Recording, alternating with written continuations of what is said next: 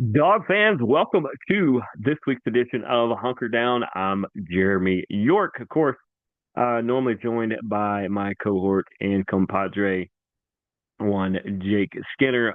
He was a little under the weather this week, and I know this show is super, super late in coming out. But I wanted to get it in before the game starts, and the game will actually start in about 30 or 40 minutes from where we're recording here. But just it's going to be a real simple show. Jake will be back next week. He is feeling much better. I have spoken to him recently. He should be good to go for next week, but he's feeling a little under the weather, and I told him it was his call, just whether he wanted to chance it or not, and based on how he was feeling, I think he made the right choice. So, just a little bit, just want to get into a little bit for people who don't know. This is Impact Media's weekly dive through the hedges into the world of the UGA Bulldogs football squad who were off last week. And I wanted to go over a little bit of what happened in the SEC with some of the SEC related teams and such, and kind of see where the landscape is. And then we will preview this game versus Florida, and then we will get off of here so that we can watch said game with Florida. Last week in the SEC, we had a couple big matchups where number 3 Texas A&M took on number 20 LSU. I really thought that LSU playing at night at home had the advantage here, but Texas A&M might be the better team. And of course, this opened up the vacancy at LSU as now Brian Kelly no longer the head coach down at LSU, which is crazy because they're still top 25, I think, or they may have dropped out top 25, but they're still the top program, a big program. Be interesting to see what direction they want to go with that. There's not a lot of super candidates right now. There might be by the end of this. I know dog fans are probably hoping Mike Bobo goes down there, but I doubt it. Right now I see more of a coordinator or assistant in the NFL making the leap back into the college world than I do a hot prospect. There could be some people move up to bigger jobs. Lane Kiffin is not going to be one of those. Brent Key is not going to be one of those. Talked about that on our Georgia Tech show this week up with the white and gold with myself and John Watt. There's some big vacancies though, and Penn State and LSU and there's some big ones. We'll we'll see what actually happens with those. Like I said, I'm not hearing any big time prospects right now as far as who would actually take that over. But Texas A&M 49, LSU 25. Yeah, that's I don't know why that was the one that got him fired, but it's what it is. Number 4, Alabama took care of South Carolina, but they only beat them by a score. South Carolina's a tough, scrappy team, and they played Alabama really tough. They hung with them. I think Alabama at 4 is a little high anyway, but at the same time, Alabama's one of the better squads out there as well. I know dog fans don't want to hear that, but one thing this show does is we are straight up and we are honest. And honestly, Alabama's a team that if they make that playoff and they have a propensity for somehow sneaking backdooring their way into it, if they make it in the playoff, they might wreck some people. They might win the whole thing. If they're just that weird matchup team. I mean, your Ohio States, your Oregons, and others are out there too, which will remind me of a point I will make before we get into previewing the Florida game. So, like I said, Alabama won 29-22. Ole Miss and Oklahoma. I went with the Lane Kiffins I have a propensity for doing. I guess propensity is the word of the day. It's the third time I've said it now. I have a knack for doing it. But number 8, Ole Miss, 34. Number 13, Oklahoma, 26. He did this in Norman too. That's Ole Miss is no joke, and they're I got to put them right there with Alabama as far as one of those teams that if they find themselves near, there's not many bowl games they're not going to win. I'll put it that way. Not many bowl games out there that Alabama or Ole Miss they should be the favorite and should win. When we talk about those playoff bowl games, though, It depends on the matchup because I mean, Ole Miss, Ohio State would be fun. Alabama, Oregon. I'll be honest, Ole Miss, Georgia. We'd love to see that again. Alabama, Georgia. Yeah, I think Georgia Tech might be in there. Ole Miss, Georgia Tech, Alabama, Georgia Tech. Some some fun things to think about. We'll see how things play out because obviously Georgia and Georgia Tech need to about win out for either one of them to potentially make that playoff. But big win for Lane. I know his name's going to come up with all these other jobs, but why in the world would you swap from there and want to come to one of these other programs? The first thing you're going to have to do is start over and probably house clean. Why get a fixer upper when you've got one of the nicer houses on the block? You've already fixed it. But big win, Ole Miss there. Number 15, Missouri took on number 10, Vanderbilt, and Vanderbilt got them by a touchdown. Fun matchup. Vanderbilt is, do I dare look? They're late in that ball game and down 12, but they do have the ball against Texas. It won't be a spoiler alert by the time you watch this. Um, Texas team we're going to talk about in a minute. Vanderbilt though, they were ranked 10 going in. I think I forgot what they're ranked now. They're another team. They're maybe not quite ready to take the SEC crown, which is good for everybody else. They're not ready to contend for that, but they're good enough to wreck a lot of people and mess up some postseason plans for a lot of teams. And I do think they're going to very much do that. What is Vanderbilt?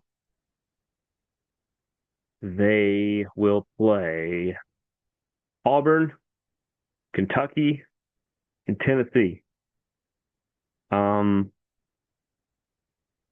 yeah, depending on what is Auburn doing today? That's the big question. Is Auburn playing today?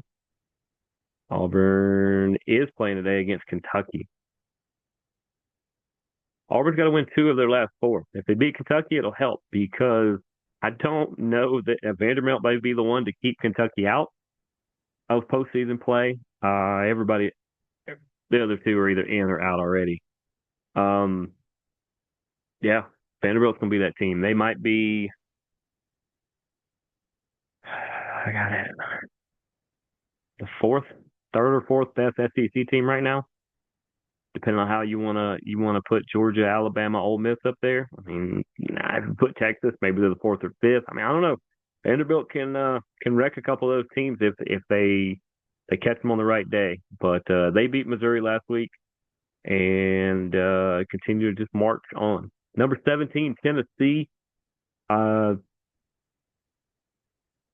took out Kentucky 56-34. Big win for Tennessee. They're another one. SEC's loaded. They've got 6 or 7 teams that I would say 3 of them have a legit shot at the playoff, and the other 4 or so after them are more than likely going to be the favorite, if not win the bowl game they go to, and it's going to be a big bowl game. But Tennessee is definitely one of those. Auburn over Arkansas, that helped them get their 4th win last week. I told you what they're doing this week. Arkansas is one that needs to rebound a little bit and just power up a little bit. They're kind of that second.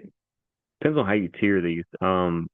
If I put those top 3 in the SEC on tier 1, the next 4 on tier 2, then I would say Arkansas is at tier 3, where they're probably going to make a bowl game. Should look at their record before I say things like that. No, actually, Arkansas is not. They're 2-6 right now. I thought they had won more games than that. So they have to win out. They have to win out to make a bowl game, and to win out, they next week will face LSU, new coach maybe. They'll face ranked Texas and ranked Missouri. So yeah, Arkansas, thanks for playing. And then number 22 at the time, Texas beat Mississippi State. I really thought Mississippi State had that one. They only lost by 7, and they lost 45-38. Defenses need not apply. This happened in overtime. So at that point, where did the standings sit? At that point, the standings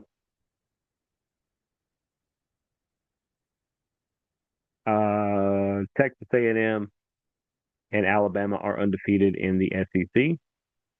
Oh, I forgot Texas A&M. So yeah, we'll put them as part of that top tier. Those are the four. Vanderbilt would lead the fifth selection. Yeah, Texas A&M, Alabama, UGA, actually Ole Miss. Yep, as I said, Vanderbilt. That's pretty much the way I had them. Texas, Tennessee, Missouri, Oklahoma, Florida, LSU, Auburn, South Carolina, Mississippi State, Arkansas State, and Kentucky. That's about how I would have them ranked. That's I mean, when you get to the bottom, you can shuffle them around a little bit, but it doesn't matter. Um, but you got to think 1, 2, 3, 4, 5, 6, 7, 8, 9. 9 already have 6 wins or more in the to make a bowl game, and LSU has 5 wins. Auburn and Mississippi State have 4.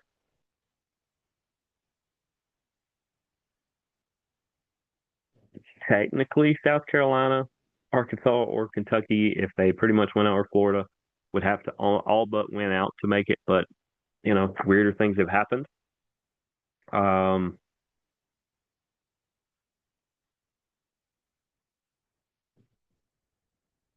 but the SEC is good. The SEC is good. It's not like the ACC where there's about 3 teams that are a real terror to anybody. Um, Looks like Vanderbilt did get a field goal. They're down 10. Or no, did they get a safety? I guess they got a safety. But anyway, they're only down 10. Got some big games coming up this week. Now, let me float this out there. Let me float this out here. I'm sure when Jake watches this show, he will throw things, or I don't know. He's not a big thrower like that. He will. I will probably get a text or a phone call. Let me throw this out here. We talk about was Musgrave or whatever. Not Musgrave. Yeah, the offensive coordinator they used to have that when he left, and then he came back and then he left again, and he got Bobo in between those. Okay.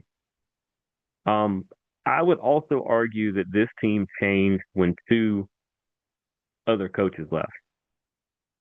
One has went on to just almost miraculous things. The other one working on building a foundation, but the 2 different situations. Um, Point number one, when Dell McGee left to take over Georgia State late in the off season, when that whole change happened at Georgia. Excuse me. When that whole change happened at Georgia State, getting choked up about it.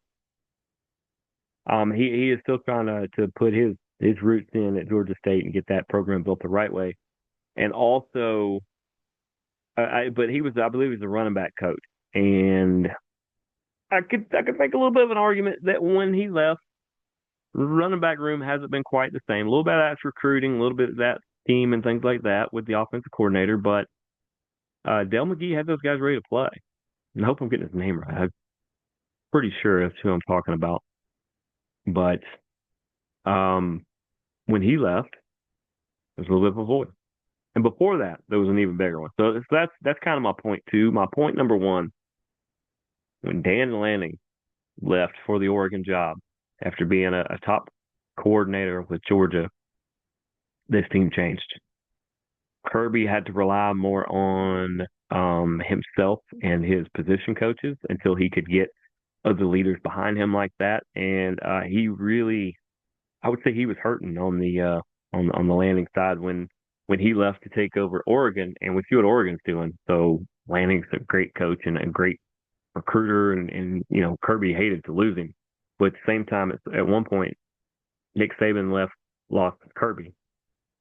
I would say Kirby's one of the best coordinators that Nick Saban had, and he had to rebound and find things and find other things that he could do, and that's pretty much where I think things are. But that's what I just want to float that out there, that when Dell McGee left and when Dan Lanning left, this team had to pivot and shift, and I think in certain ways they haven't quite recovered because I don't think they've been booming quite as much as they were, but I think they're on their way. I think they're on their way. And this would be the question. If you guys want to comment down below the whether you're on YouTube, impact_media_, and let me know how you want to answer this next question, or you got predictions or things you want us to talk about or not want us to talk about. Let me close this out there, dog fans. Are you guys worried about this team? Are you guys worried that um, maybe they're not good enough to win the national title, um, to make the playoffs, to win the SEC, to make the SEC game? Are you worried beyond this year? Are you worried for any reason whatsoever? Are you worried they're going to change their colors? You know, it could be worried, but are you worried about this team finishing this year and what next year holds? That's the question. We'll pose that out there. Look forward to hearing your replies and everything like that. And now let's talk Georgia, Florida. Florida coming in at 3-4 with what, 7. So they be their 8th game. They have 4 more after this. So they got 4. Okay, this will be 8th game for both of them. They've got Kentucky, Ole Miss, Tennessee, and Florida State, and they need to win 3 of those. Let's say they beat Kentucky. They should. Them and Florida State, it's going to be a little bit of a toss-up. They're going to have to beat Lane Kiffin and Ole Miss, or they're going to have to beat Tennessee, a ranked Tennessee team. That's going to be rough because spoiler alert, I don't think Florida wins today. And I don't think they beat Ole Miss. Tennessee is the toss-up. And they've got to be on their A game because Tennessee is really, really good. I thought Tennessee would be where Ole Miss is now, but that might be Tennessee next year. So as far as this game, I'm not worried about it. I'm not worried about this one at all. Is it 3:30 on ABC? Yeah, the kickoff just in a handful of minutes from when we are recording right now. Georgia is only a 7.5-point favorite. How do you feel about that, dog fans? Only 7.5. They think you're going to win by barely a touchdown. Okay. Given the ups and downs of this year, that's not that far-fetched. That's not that disrespectful or anything. That's kind of on brand. I know a majority of everybody thinks the Dogs are going to win. I told you, I think the Dogs are going to win. Here's a lot of the reasons why. Just comparison here. Gunnar Stockton is completing about 70% of his passes. Not bad. I'll take that. He's thrown 10 touchdowns. Okay. Move that number up a little bit. 1 interception. Great with that. He is not a turnover machine. He's not a turnover machine. Then you get the Lagway. You get the Lagway over there, and he's thrown for similar yardage. They've both thrown for over 1,500 yards. He's completed about 60% of his passes. Let's see, that would be, about 60%. 9 touchdowns, so just one shy of Stockton. He's thrown 9 interceptions. Not the personally young man, but I could do that. I could throw 9 interceptions. Of course, I'd throw them all 9 for 9. But yeah. Now they've got Ball. They've got the running back that is quite the specimen, and Brown the third. Their wide receiver, but I'm not that worried because I think the Dogs' defense is more than capable of shutting down this offense. I think I think Georgia has better coaching, better scouting. I think they're better across the board. And here's the keys. Here's the keys to the game. Gunnar Stockton is going to have a slightly better than average game. He's gonna let's say, just for the sake of these numbers here, 14 for 20 for 253 yards, 2 touchdowns, no interceptions, and he's going to run for about 35 yards. That's my Gunner Stockton line. And if he does that, then it's all but over because I don't think that they can really match that on the other side. But I also think another key to this game is to win the battle at the line of scrimmage. That's been something that has been a little bit of an issue with Georgia this year. They're not always winning on the defensive line, and they're not always winning on the offensive line. It's something they got to work on because in a handful of weeks, Georgia Tech does that almost as good as anybody. And it will be a long day if you don't sew that up by then. It will be a long day for the Dogs. But that's down the road, and we will talk about that then. But I want Gunner to have a slightly better than average day. I want to win the line of scrimmage battle, and I want one of these running backs. I don't care if it's Bowen or I mean just whoever wants to really take this. Whoever really, whether it's Bowens or Frazier. Frazier seems like he's in the doghouse. Stockton's ran for he's the third best rusher on the team. Phillips, Cole. I don't care if it's Bell. I don't know if Bell can. Obviously. Um, but yeah, I want one of these running backs to kind of take this over and get at least 100 yards. I don't care if you punch any in or not. Touchdown distribution can go wherever it wants. One of these running backs needs 100 yards, just solid. Because if at least one of them gets 100, and Stockton has that kind of day, and you win the offensive and defensive line battles, this should be a cakewalk. Should be a Gator walk. Should be a whatever a Molly walk.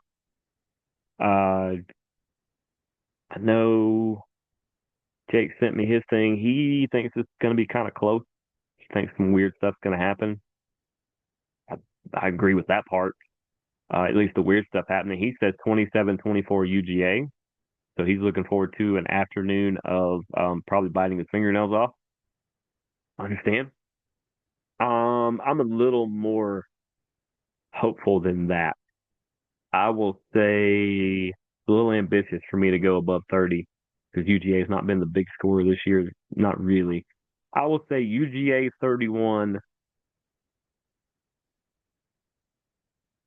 and UFA or Florida or UFL, I guess. University of Florida 20. I think they're going to get some points. So 31-20 Dogs. Jake has it 27-24. I hope we're both right. But other than that, we have reached the end of the show. Appreciate all you guys tuning in to another great edition of Hunker Down. I am Jeremy York. Jake will be back next week as well. Look forward to having him back on and seeing how good we predicted this game. But until then, we will see you guys next week. Go Dogs.